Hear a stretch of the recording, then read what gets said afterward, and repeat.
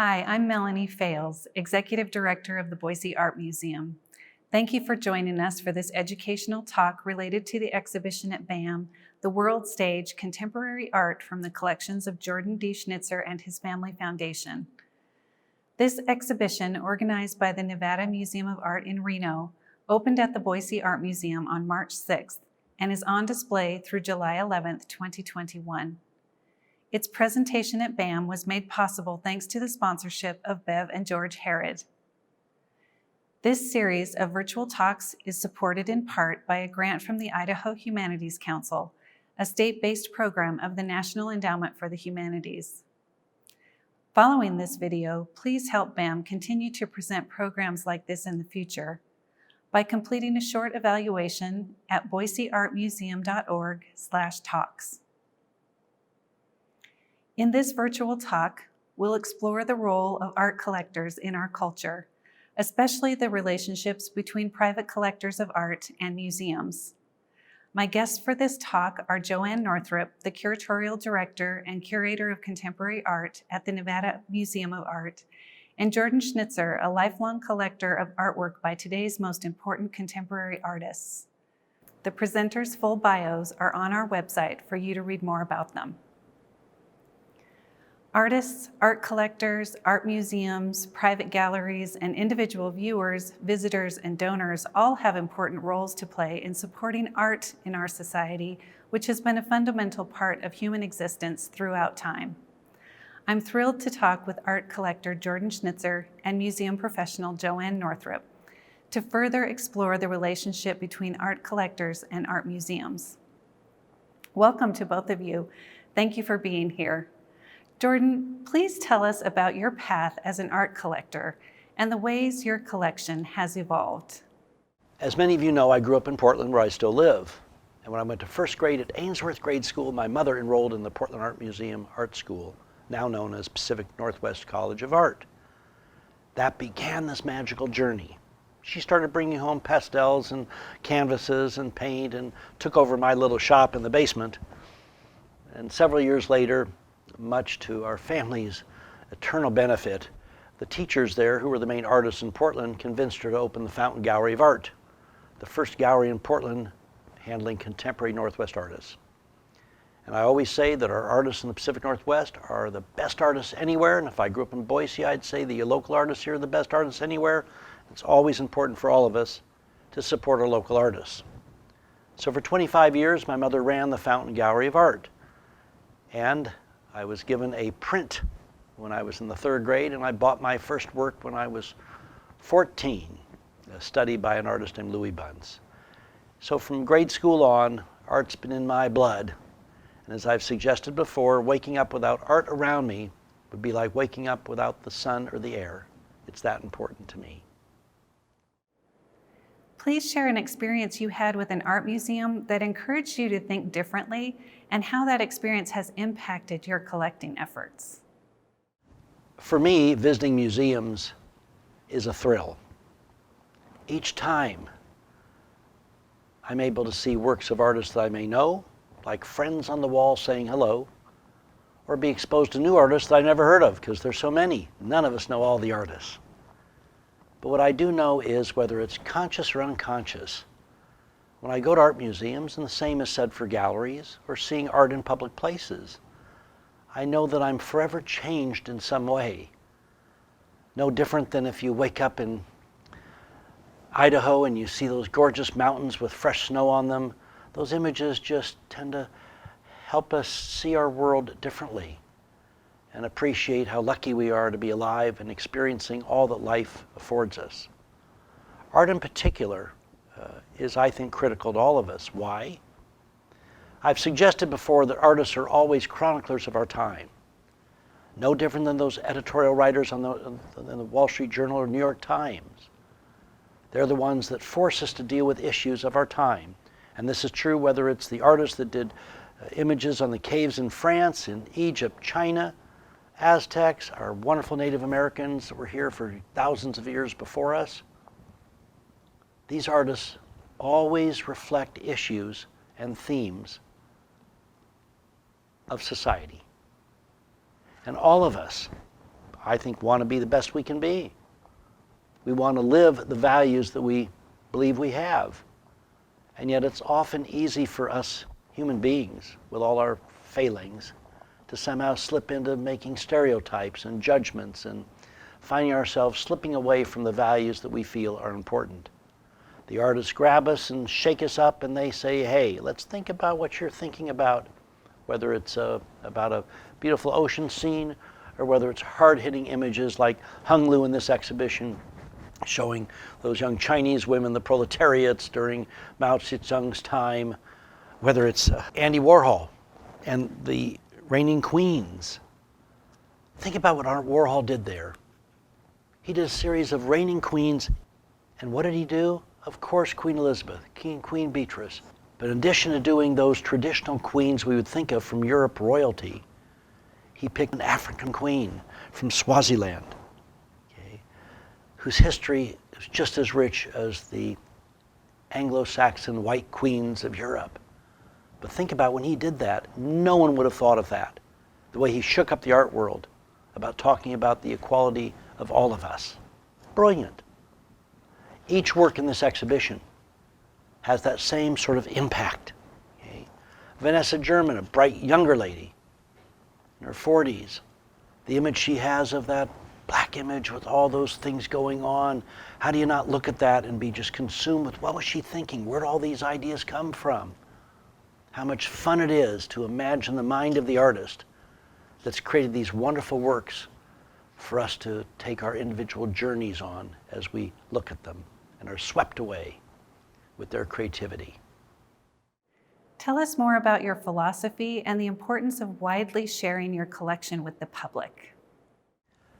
Since I'm talking to Boise residents, think about that first time you went fly fishing and you were being shown by your dad or whoever it was how to cast that fly and how it landed on that stream and how you watched that trout come up and sort of take that fly, surrounded by the fields and mountains and the scenery.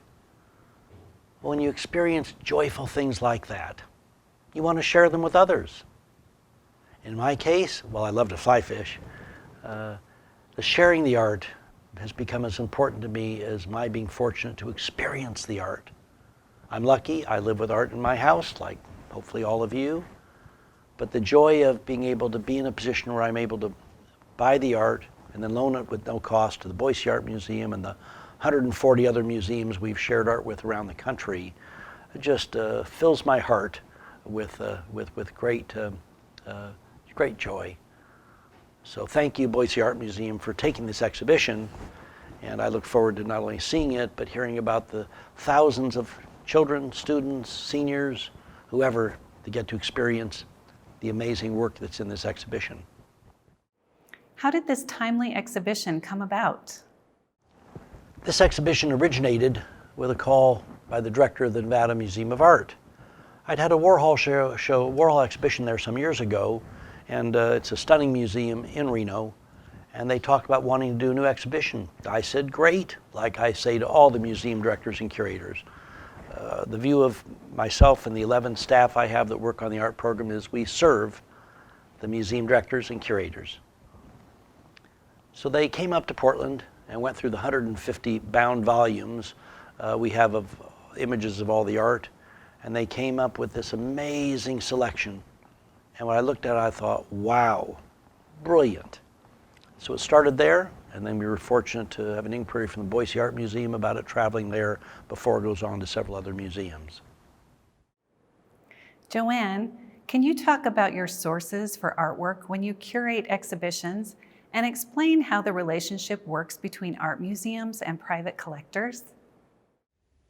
Of course, curators seek to cultivate relationships with collectors. That is a large part of what we do. When you meet a collector that has a passion for art as much as you do, that makes everything really flow. I would say that there are as many types of private collectors as there are human beings. And some people really collect work with a mind to share it with the rest of the world, and then others want to keep it private. So it really all depends. I can say that if I'm organizing an exhibition for my museum and I want to borrow an artwork from another museum, well, I had better select that work and request it a year in advance, because museums work on a lot longer timelines, whereas private collectors are much more agile. And so you can come up with an idea and then give a collector a call and say, I know you have this work by Andy Warhol in your collection, would you consider lending it? And you can get your response a lot quicker. So it's more expeditious to work with private collections. Of course, being a curator and wanting to enhance the collection of my own institution, I do hope that someday the collectors might consider making a gift to the museum of their beloved works that they have collected. But that doesn't always happen, and sometimes it's just a loan. So I would say that when I'm organizing an exhibition, I look at artists and their studios. I might borrow something directly from an artist. I might borrow through an art gallery, a commercial art gallery that represents the artist. I might go to a private collector and ask if they have any works by the specific artist I'm looking for, and then arrange to borrow it if it's available. And institutions, of course, are museums that we go to, and we seek to make loans from them too. So it's a relationship that one would seek to cultivate over time, because then that adds to the range of things that you can borrow. I would say that especially in this day and age, private collectors have far more reach in terms of finances than museums tend to have, and they are much more agile. So if, for example, if an artwork comes up for auction, a private collector can say, well, I want that, and bid on it, and there you go. Hopefully they win it.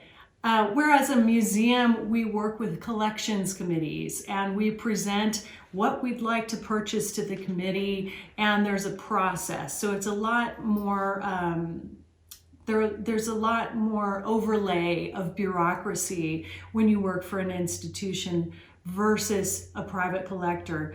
So that means that we are slower in terms of acquiring work, and we often have much less funding.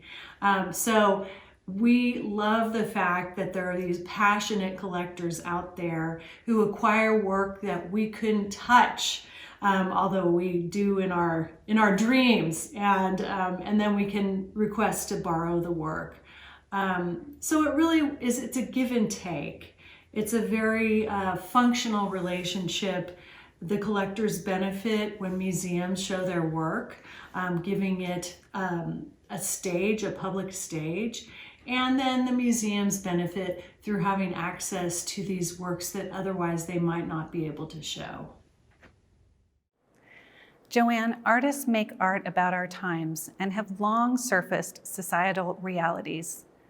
What made you interested in curating an exhibition like this several years ago that is still so relevant today? I've always said that contemporary artists are like the antennae of the world. They pick up on things that are going on in our culture and express it through their work. And sometimes it's even before things happen. So they're the great, the seers of our culture. And I always try and figure out what is going on in our culture through looking at the art that's produced. Since artists are sifting all this information in our culture, in world events, in things around us. So I think that artists reflect the world that we live in today, especially contemporary artists. And as a contemporary art curator, you want to be timely, you want to be relevant, you want to reflect the world. And I think that it could be as simple as just keeping up with world news. What's going on in your neighborhood? What's going on in the country? What's going on globally? And what are the pressures that people are feeling? And honestly, in the past several years, it's been clear that there are issues in this country in terms of equity, and artists have reflected that. So we had some protests in June of 2020 that were really countrywide, and it was in response to Black Lives Matter. And my community is no different. There were protests here. And so I was so proud that the museum presented this exhibition, The World Stage, drawn from Jordan Schnitzer's collection, at a time when it could be helpful in healing to our community. And I set out, honestly, in 2019 when I was organizing this exhibition, just to create an exciting melange of contemporary art statements. What is going on? Who are the leading artists of this country? And it only just so happened that I began to discern themes, and I thought, well, this is something that's really relevant for our time. And I very much enjoy integrating the voices of artists. So I didn't just have artists of color in the world stage. I had all kinds of artists, all kinds of different ages, all kinds of backgrounds. And I think that that makes such a rich conversation. So it really starts as a point of personal interest, to be looking at the world around you, to be saying what is going on, how is this being reflected in contemporary art, and then to use that as the inspiration for an exhibition like the World Stage. Jordan Schnitzer and his family foundation have a large collection of contemporary artwork that has been collected over many years. The artwork they have collected was not necessarily collected with the theme such as this, the World Stage, in mind, but was collected to represent the best contemporary art of our times. How did you go about selecting the artwork from their collection to build the theme of the exhibition, as well as the sub-themes within the exhibition? And please tell us how you determined the title. When I looked through the numerous binders of images of works in Jordan Schnitzer's collection, I gained a tremendous amount of inspiration, and then I had to start to narrow it down. What I did is I decided that I wanted to select works that would create conversations. And to be honest, the thing that I did that was the most productive was that I cut out pictures of the work and I just spread them out on my desk. And I just looked at what goes together. What are these conversations that are taking place, and how can I work with that? So I made the selection, and then the themes came later. And then the World Stage title, of course, I borrowed from the Kehinde Wiley painting that I borrowed from Jordan Schnitzer's collection, just because it seemed really appropriate for the themes that have to do with this exhibition. Who are the artists who are on the world stage? Who are the artists that are impacting American art? And who are the movers and shakers, really, of the art world? Who are the up-and-coming artists? So I grouped artists together, and then I began to discern themes that emerged from this. So it was one of those processes where the creative aspect of organizing it happened very much organically. Now, that might be a function of the fact that I've been a curator for 30 years. It probably is. But then I realized that, for example, the Reigning Queens section, that was great fun because I began to ask myself, what is a monarch? What is royalty? And how can you have a sort of royalty in a country where we don't have a monarchy? And then I realized, well, we actually do. We have an informal monarchy with artists such as Beyonce in Mildred Howard's work, with other artists, Mickalene Thomas in her depiction of Oprah Winfrey, pop stars of today. And then I love to combine it with Andy Warhol's reigning queens that actually were monarchs across the world. So things just came out bit by bit, and sometimes it surprises me. And that's the joy of being a curator, is that it really is a creative process. And it's something, if you can think of it maybe like as a meta form of creating an artwork, like I'm assembling all these artworks to tell my own story about the world stage. And that is how I approached it. Jordan Schnitzer has made his collection widely available to museums without loan fees and only with the costs associated with shipping the artworks. Do you work with other collectors on a national level who have this kind of philanthropic focus with their private art collections? Private collections, of course, are among the most rich sources of contemporary art because, as I mentioned, private art collectors have access to the funds and to the speed of execution that museums could only hope to have. So it really functions differently for many different collectors. I would say that there are a lot of collectors in the United States who want to make their collections widely available to museums. The Broad Foundation, for example, in Los Angeles, built by Eli Broad. They have fabulous artworks that they make available to museums.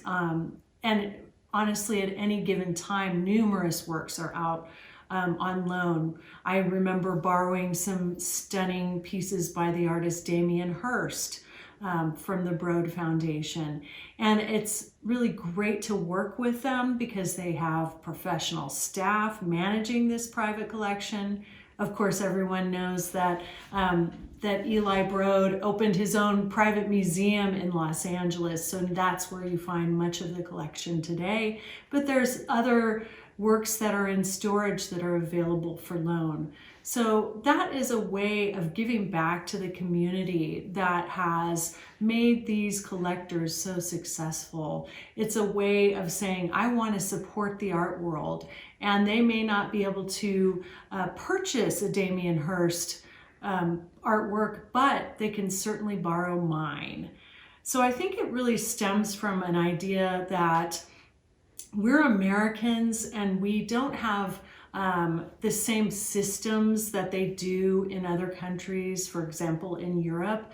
So the private collectors step up and they really help their arts organizations, their museums.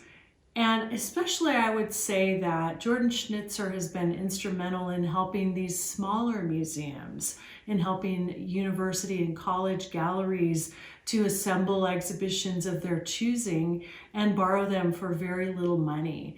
So it's very helpful in times, in lean times, to know that you have access to the richness of an enormous private collection and know that you can make a fabulous exhibition. I do think it's something of the American way that there have been wonderful private collections assembled and then in some cases given to large institutions. I mean, we go to the Met and you see the Rockefeller wing. I think right now, in the past 10 or 20 years or so, a lot of collectors prefer to found their own private museum to show the work that they have collected, like the Broad Foundation. So it really is a mixed bag. There are some collectors who want to help museums to thrive by giving to the museum. And then there are other collectors who say, well, what if my works end up in storage? I want to have them on view. So then they end up opening their own private museum. So it really varies, I would say. Would you like to add anything further about Jordan Schnitzer and this project? I think that private collectors who, for example, want to display their work and invite curators over to their homes are particularly generous. I recently visited a collector in San Francisco who allowed me to walk through the entire home with her and see the things that she'd collected with a mind to curating a future exhibition. So I think that the best kind of collectors are the ones that want to make the work freely available to museums. And of course, it's extremely helpful when collectors cover the cost of things like framing and crating and things like that, that otherwise would have to be absorbed by a museum with its modest budget. It's all part of the philanthropy that's surrounding collecting. So we're very lucky to have worked with Jordan Schnitzer, who made this exhibition really reasonable for us and then extended it for a long period of time and helped out. And so that generosity doesn't just grow on trees. What do you see as the role of art collectors in the overall art ecosystem in support of art, artists, art education, and topics of universal importance? I would say that artists rely heavily on art collectors to purchase their work, to help their careers grow, to engage in dialogue. I know that artists often accept commissions from private collectors, and that allows them to do something that they might not otherwise do in the studio if left to their own devices.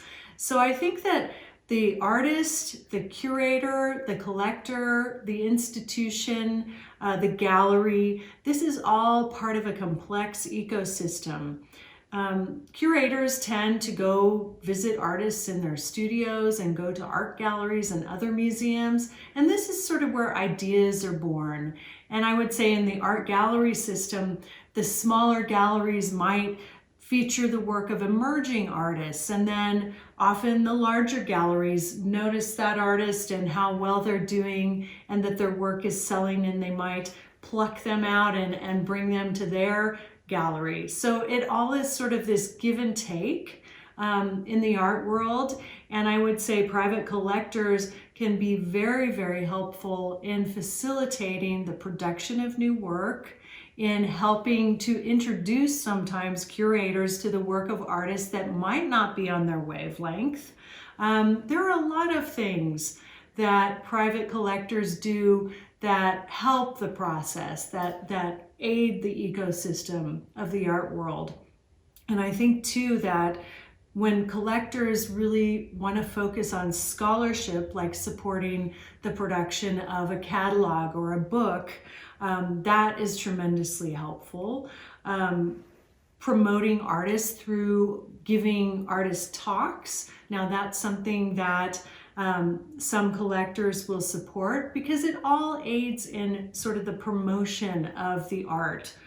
Now, many collectors are collecting art because it's an investment. And the really special collectors are the ones that do it because they have a passion as large as that ecosystem itself.